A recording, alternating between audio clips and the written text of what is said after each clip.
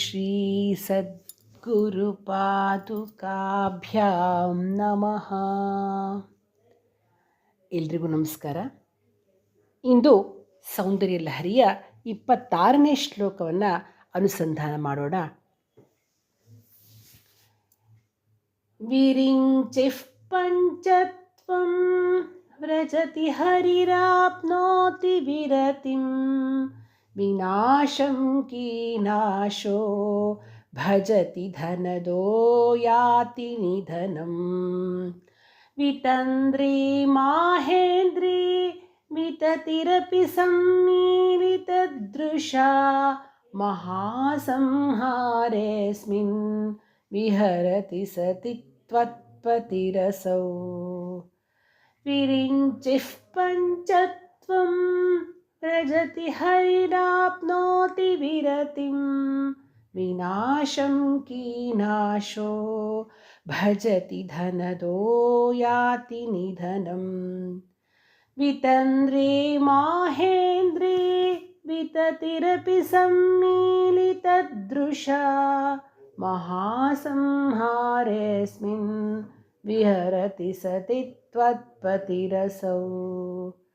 ವಿರಿಂಚಿಃ ಪಂಚತ್ವಂ ವ್ರಜತಿ ಹರಿರಾಪ್ನೋತಿ ವಿರತಿಂ ವಿನಾಶಂ ಕೀನಾಶೋ ಭಜತಿ ಧನದೋ ಯಾತಿ ನಿಧನಂ. ವಿತಂದ್ರಿ ಮಾಹೇಂದ್ರಿ ವಿತತಿರಪಿ ಸಮ್ಮೀಲಿತದೃಶಾ ಮಹಾಸಂಹಾರೇಸ್ಮಿನ್ ವಿಹರತಿ ಸತಿ ತ್ವತ್ಪತಿರಸೌ. ಈ ಶ್ಲೋಕದಲ್ಲಿ ಆ ಭಗವತಿಯ ಅನುಗ್ರಹದ ಮಹಿಮೆಯ ವರ್ಣನೆಯನ್ನು ಹಾಗೂ ದೇವಿಯ ಪಾತಿವ್ರತ್ಯದ ಮಹಿಮೆಯನ್ನು ವರ್ಣನೆ ಮಾಡ್ತಾ ಇದ್ದಾರೆ. ಸ್ತೋತ್ರ ಲಕ್ಷಣ ಬಂದು ಪರಾಕ್ರಮ. ವಿರಿಂಚಿಹಿ, ಮಹಾಪ್ರಳಯ ಕಾಲದಲ್ಲಿ ಬ್ರಹ್ಮನು ಪಂಚತ್ವಂ ವ್ರಜತಿ, ಪಂಚಭೂತಗಳಲ್ಲಿ ಲಯವಾಗ್ತಾನೆ. ನೋಡಿ, ಪ್ರಳಯ ಆದಾಗ, ಮಹಾಪ್ರಳಯವಾದಾಗ ಬ್ರಹ್ಮ ಕೂಡ ಪಂಚಭೂತಗಳಲ್ಲಿ ಲಯವಾಗಿ ಹೋಗ್ಬಿಡ್ತಾನೆ. ಹರಿಹಿ, ವಿಷ್ಣುವು ವಿರತಿಂ ಆಪ್ನೋತಿ, ತನ್ನ ಕೆಲಸಗಳನ್ನೆಲ್ಲವನ್ನೂ ಕೂಡ ಸ್ಥಗಿತಗೊಳಿಸಿಬಿಡ್ತಾನೆ. ಕೀನಾಶಃ, ಯಮನು ವಿನಾಶಂ ಭಜತಿ, ವಿನಾಶವನ್ನು ಹೊಂದುತ್ತಾನೆ.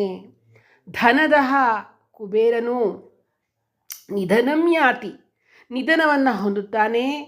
ಮಾಹೇಂದ್ರಿ ವಿತತಿ ಅಪಿ, ಇಂದ್ರರ ಸಮೂಹವೇ ಅಂದರೆ 14 ಮಂದಿ ಮನುಗಳ ಇಂದ್ರರ ಸಮೂಹವೂ ಕೂಡ ಸಮ್ಮೀಲಿತ ದೃಶ, ಮುಚ್ಚಿ ಹೋದ ದೃಷ್ಟಿಯಿಂದ ವಿತಂದ್ರಿ, ವಿಶೇಷವಾದ ಜಡತೆಯನ್ನು ಹೊಂದಿ ಕ್ರಿಯಾರಹಿತರಾಗ್ತಾರೆ.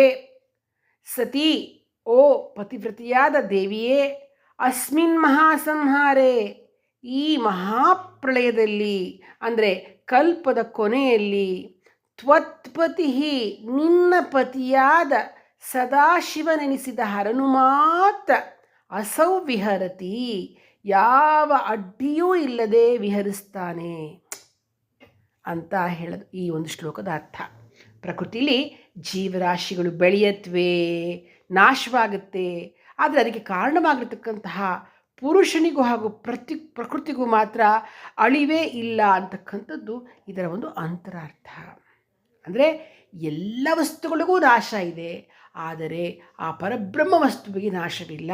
ಇಲ್ಲಿ ಈ ಪರಬ್ರಹ್ಮ ವಸ್ತುವನ್ನು ಆ ಭಗವತ್ಪಾದರು ತಾಯಿ ಮಹಾ ಆದಿಶಕ್ತಿ ಏನು ಆ ಅಮ್ಮನವರನ್ನ ಹಾಗೂ ಸದಾಶಿವನನ್ನು ಪುರುಷನೆಂದು, ಆದಿಶಕ್ತಿಯನ್ನು ಪ್ರಕೃತಿಯೆಂದು ಗಣನೆಗೆ ತೆಗೆದುಕೊಂಡು ಅವರು ಸದಾ ಅದಕ್ಕೆ ಮಾತ್ರ ಪುರುಷನಿಗೆ ಹಾಗೂ ಪ್ರಕೃತಿಗೆ ಮಾತ್ರ ಅಳಿವಿಲ್ಲ ಅಂತ ಹೇಳ್ತಕ್ಕಂಥದ್ದನ್ನು ಈ ಒಂದು ಶ್ಲೋಕದಲ್ಲಿ ವಿವರಿಸಿದ್ದಾರೆ. ಹಾಗಾಗಿ ಶಿವೆಯರು ಸದಾ ಸಚ್ಚಿದಾನಂದ ಸ್ವರೂಪರಾಗಿದ್ದಾರೆ. ಭಗವತ್ಪಾದರು ದೇವಿಯ ಪ್ರಸಾದ ಅನುಗ್ರಹಗಳಿಗೆ ಪಾತ್ರರಾಗಲಿಕ್ಕೆ ಅವಳ ಪಾತಿವ್ರತ್ಯದ ಮಹಿಮೆಯನ್ನು ತಿಳಿಸ್ತಾ ದೇವಿಗೆ ಸೌಂದರ್ಯ ಲಹರಿಯ 26ನೇ ಪುಷ್ಪವನ್ನು ಸಮರ್ಪಿಸ್ತಾ ಇದ್ದಾರೆ. ಈ ಶ್ಲೋಕವನ್ನು ಪ್ರತಿನಿತ್ಯ ಹೇಳಿಕೊಂಡ್ರೆ ಸರ್ವಾರ್ಥ ಸಿದ್ಧಿ ಉಂಟಾಗುತ್ತೆ, ಸಕಲ ಶತ್ರುಗಳಿಂದ ಜಯ ಉಂಟಾಗುತ್ತೆ. ಕೊರಗ್ತಾ ಇದ್ರೆ ಕೆಲವರು ಒಂದು ತುಂಬ ಕೊರಗೋದು ಜಾಸ್ತಿ, ಕೊರಗ್ತಾ ಇರ್ತಾರೆ ಆಯಿತಾ, ಅದು ನಿವೃತ್ತಿ ಆಗುತ್ತೆ, ಆಸೆ ಫಲಿಸುತ್ತೆ. ಮತ್ತು ಇನ್ನೊಂದು ಅತ್ಯುನ್ನತ ಚಿಂತನೆ ಅಂತಲೇ ಹೇಳಬಹುದು, ಅಂಥ ಚಿಂತನೆಯನ್ನು ಅವರು ಮಾಡ್ತಾರೆ. ಈಗ ಬರೀ ಚಿಂತನೆಯಲ್ಲ, ಬಹಳ ಒಂದು ದೊಡ್ಡ ಒಂದು ವಿಶೇಷವಾಗಿ ಚಿಂತನೆಯನ್ನು ಮಾಡ್ತಕ್ಕಂಥದ್ದನ್ನು ಮಾಡ್ತಾರೆ. ಇದು ಮುಖ್ಯವಾಗಿ ಹೇಳಬೇಕು ಅಂತಂದರೆ ಈ ಶ್ಲೋಕ ಏನಕ್ಕೆ ಹೆಚ್ಚಿಗೆ ಇದನ್ನು ಉಪಯೋಗಿಸ್ತಾರೆ ಈ ಶ್ಲೋಕವನ್ನು ಅಂತಂದರೆ ಏನು ಗೊತ್ತಾ, ಮುಖ್ಯವಾಗಿ ಹೇಳ್ತಕ್ಕಂಥ ನೀವೇನು ಅಂದ್ಕೊಂಡಿರ್ತೀರೋ ಅದ್ರ ಫಲಿಸುತ್ತೆ ಇದು. ಆದರೆ ಏನು ಹೇಳ್ತಾರೆ, ಕೊರಗುತನ ನಿವೃತ್ತಿ ಅಂತಂದರೆ identification of self with universe, superlative thinking, ಇವೆರಡಕ್ಕೆ ಮುಖ್ಯವಾಗಿ ಈ ಶ್ಲೋಕವನ್ನು ಪಠಿಸ್ಕೊಳ್ತಕ್ಕಂಥದ್ದನ್ನು ಮಾಡೋದು. ಮುಖ್ಯವಾಗಿ identification of self with universe, ಅದು ಇದರಿಂದ